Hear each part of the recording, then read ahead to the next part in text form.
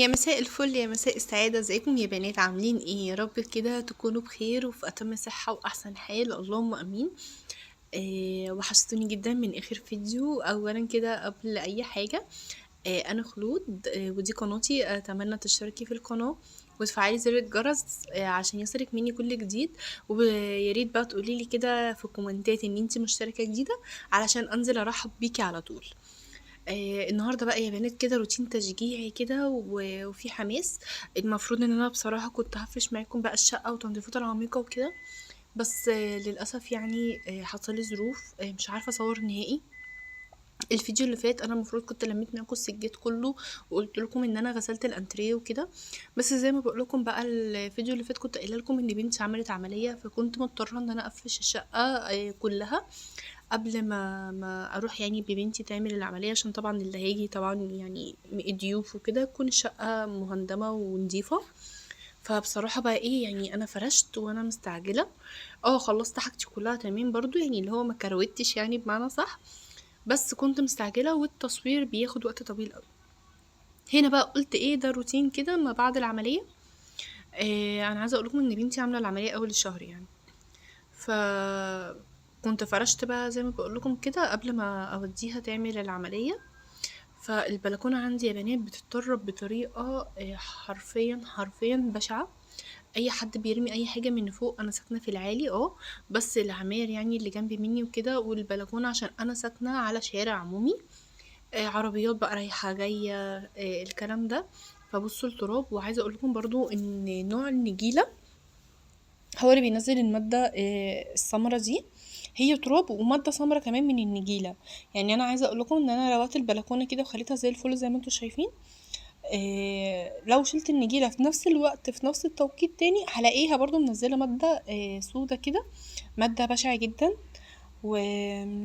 والعيب انا عرفت كده ان العيب في نوع النجيلة ذات نفسها مش حلو، بتنزل المادة السمرة دي.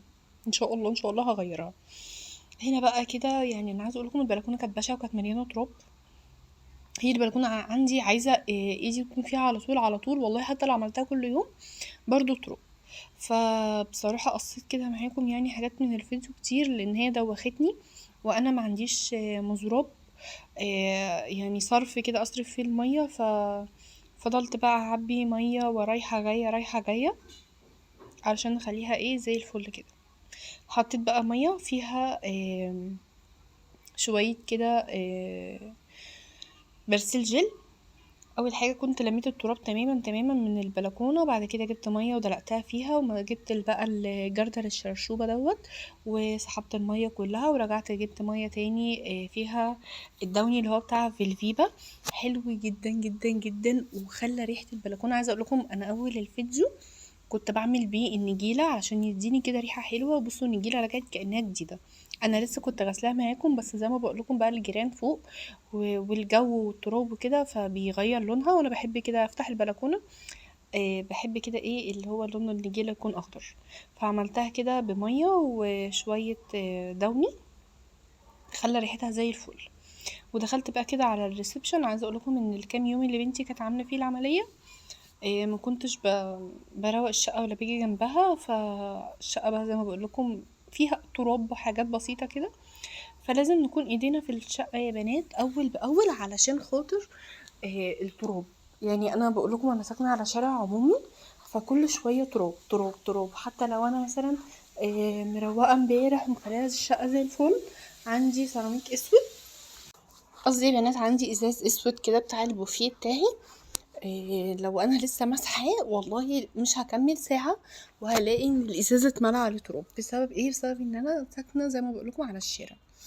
فقلت بقى انا بقالي كده كام يوم ما بعملش حاجه في الشقه غير يا دوبك بشغل غسالة المواعين وغسالة الهدوم، وقاعده طبعا جنب البنت. فشغلت كده المكنسه. عايزه اقول لكم بقى ان في ناس كلمتني وبتقول لي ان المكنسه ما بقتش بتشفط كويس، والمكنسه ما بقتش كويسه خالص. المكنسه يا بنات عايزه دوره تنظيف اول باول علشان قوه الشفط بتاعتها ترجع تاني قويه وتحسي ان هي لا بتنضف. فهي كده مثلا لو انتي بتشغليها كل يوم، يعني مثلا تعالي على يوم الخميس كده بعد تنظيفه الخميس او قبل تنظيفه، بصراحه انا بحب اعملها يوم الاربعاء. امسك الكيس كده بنضفه وبغسله واللي هي اليد الستانلس دي بمسكها برضو تحت المية كده بشطفها، والخرطوم الاسود ده كمان على فكرة انا بغسله. ودي طريقتي في تنظيفة المكنسة. المكنسة بترجع جديدة اكنك لسه شارياها امبارح، وقوة الشفط بترجع تاني قوية. فدوت يا بنات، عشان خاطر كان ناس كاتبالي كده في الكومنتات، انا حبيت ارد عليهم انه المكنسة عايزة تنظيف دوري اول باول. شفطت بقى كده زي ما بقول لكم السجاد، وانا الحاجة يعني لقيتها نظيفة وتمام وزي الفل. ترابيزة الانتريه انا كنت لسه مسحاها برضو، فمشيت كده بايدي عليها لقيتها زي الفل نظيفة. فقلت خلاص مش محتاجة، جبت بقى كده الموب ديت وحطيت فيها شوية كده دوني بتاع فيلفيبا. عايزه اقول لكم حلو جدا، حلو حلو قوي قوي قوي يا بنات، وبيخلي كده ريحه الشقه طول اليوم حلوه. عايزه اقول لكم كمان بقى، وانتوا كده بعد ما تخلصوا بقى تشغلوا بخور، بيمسك كده في الحاجه الريحه يعني الستاير والسجاد والحاجات دي، بتخلي ريحه الشقه جميله قوي قوي. انا من الناس اللي بحب امسح واعطر كل يوم، يعني انا بحب امسح الارض كده كل يوم، الفواصل بتاعه السيراميك يا بنات، وشغل بخور. بحس بقى كده ان ريحه شقتي على طول، اللهم بارك اللهم بارك يا رب، حلوه. فهنا بقى كنت بلمع كده زي ما بقول لكم السيراميك. بصوا بقى يا بنات، انا عايزه اقول لكم على حاجه. طول ما انتوا ايديكم في الحاجه هتحسي طول الوقت ان شقتك مهندمه وحلوه، وليها كده ريحه مميزه كده، غير بقى عكس ما تسيبي التراب يتراكم على الحاجة، وان انتي بقى تبقي عايزة منظفات كتير وعايزة حاجات كتير وعايزة تاخدي وقت اطول في التنظيف. فانتي لو كل يوم ايدك كده في الحاجة هتلاقي حاجتك زي الفل وجديدة ومفيش اي مشكلة. جبت هنا بقى كده، وصلت للمرحلة اللي كلنا بنحبها، وهي مرحلة رش المعطر. جبت بقى كده معطر. عايزه اقول لكم جبت نوعين معطر جداد، عايزه ان شاء الله الفيديو الجاي اوريهولكم. حلوين قوي قوي قوي، وبيدوا كده ريحه للشقه وريحه ورد كده جميله. فان شاء الله اصورهم معاكم المره الجايه مع المشتريات. زي ما بقولكم بقى، والله انا كنت خلاص مسحه اصلا السفره برضو عشان بنقعد نتغدى عليها وكده، بس بعد ما رشيت المعطر حسيت اللي هو لا، انا عايزه امسح السفره. فرشيت كده جلانس ولمعتها. انا ازاز السفرة عندي ابيض شفاف عادي، بس ازاز البوفيه اسود اللي هو العاكس دوت. فبرضو مسحت معاكم كده البوفيه. بصوا بقى راحت زي الفل، وفرشته تاني. انا زي ما بقول لكم عندي وسواس النظافه، بحب كل حاجه تكون نظيفه ومرصوصه صح ومرصوصه في الاتجاه الصح. ده بقى كده قولولي كده في الكومنتات، انتوا زيي ولا لا عادي؟ يعني انا برضو عندي حاجة، لو ملاية السرير ما كانتش مشدودة حلوة على السرير كده ومفروشة تمام، بحس ان انا متعصبة، وبحس ان انا لا، الأوضة مش متروقة. لازم الملاية تكون مشدودة كده ومفروشة كويس جدا. دخلت بقى كده هنا عند باب الشقة، قلت ادي للباب برضو تلميعة.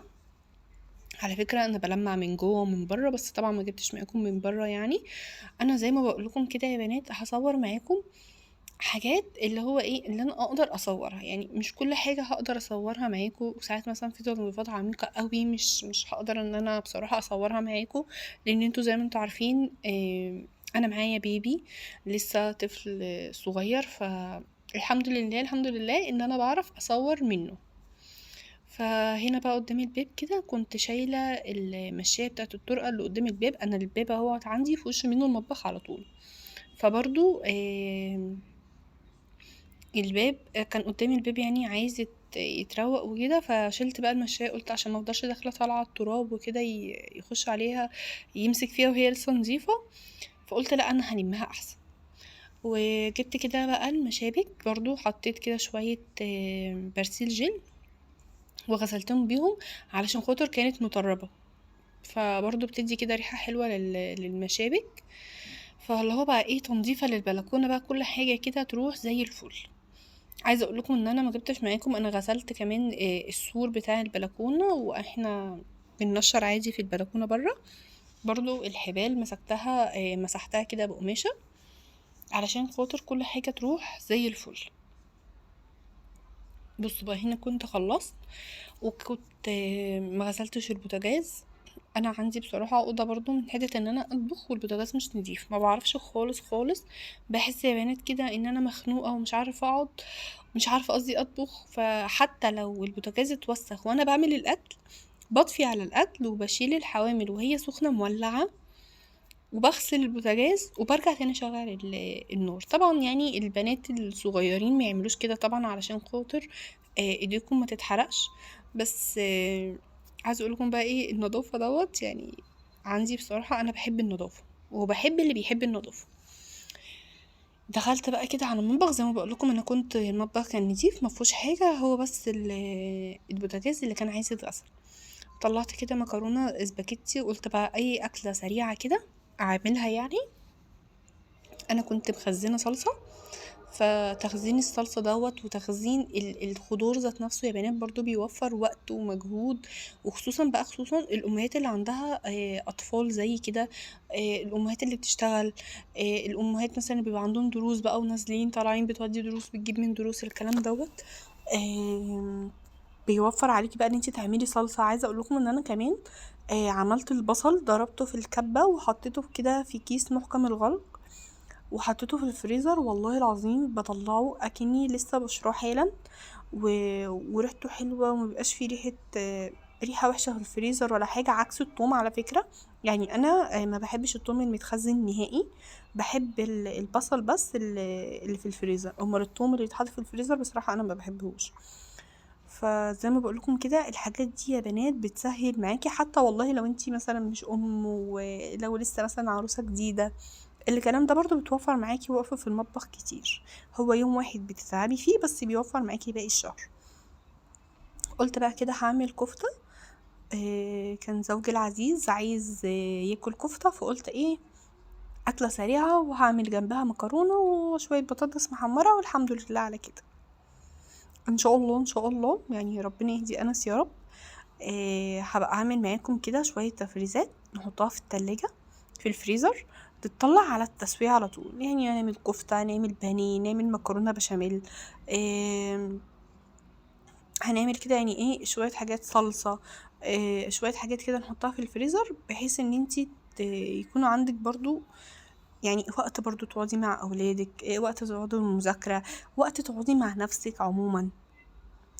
فان شاء الله ان شاء الله هعمل معاكم كده قريب. الكفته بقى انا بعملها ازاي، انا بحب البصل مبشور فيها، بحط لها بصل وملح وفلفل اسمر وبابريكا لو موجوده، وكده بخلط بقى كله. بس اهم حاجه بقى يعني بعصر البصل الاول لوحده كده، بنزل ميته علشان خاطر وانا بصبع الكفته يا بنات احط كده ايدي في الميه واصبع بيها الكفته بيديها طعم حلو قوي. طلعت كده الجريل وحطيته بقى على الجريل، ايه هشويها كده على الجريل. وهنا حطيت زبدة وهعمل هشوح معاها حتة تومة. انا حطيت اهي حتة تومة، دوت كان توم متفرز عندي في الفريزر. فقلت بصراحة انا مش هعمله تاني، يعني انا ما بحبش توم الفريزر، فقلت خلاص مش هعمله تاني. هي كانت مرة واحدة ولا ما عجبنيش وقلب لي ريحة الفريزر تماما. فقلت لا، يعني الاحسن بقى ان انا بجيب الثوم وبقشره وبحطه كده في علبة برضو محكمة الغلق وبحطه في التلاجة، ولما بحتاج منه بطلع مثلا ايه بطلعه بهرسه وخلاص على كده. وهنا بقى كانت طماطم ونزلت كده بالطماطم. ودي كانت اسهل اكلة عندنا. انا عايزة اقولكم مكرونة وكفتة بالنسبة لي دي اكلة سهلة جدا جدا جدا، اسهل من المكرونه والبانيه بصراحه بالنسبه لي يعني. علشان انا كده البانيه بقيت بعمله لهم بطريقه كده جديده، ان شاء الله برضو هصورها معاكم وهنزلها معاكم باذن الله، فبياخد وقت برضو. انا عايزه اقولكم على حاجه بقى كده، قولولي كده على اكلات بتعملوها في الاسبوع، مثلا انتوا ماشيين مثلا بالاسبوع ولا كل يوم على حسب بقى الاولاد عايزين ايه. عايزه كده اعمل منيو للاسبوع هنمشوا عليه، عشان بصراحه انا بتخانق من الاكل قوي. واشوفكم في فيديو جديد، باي باي.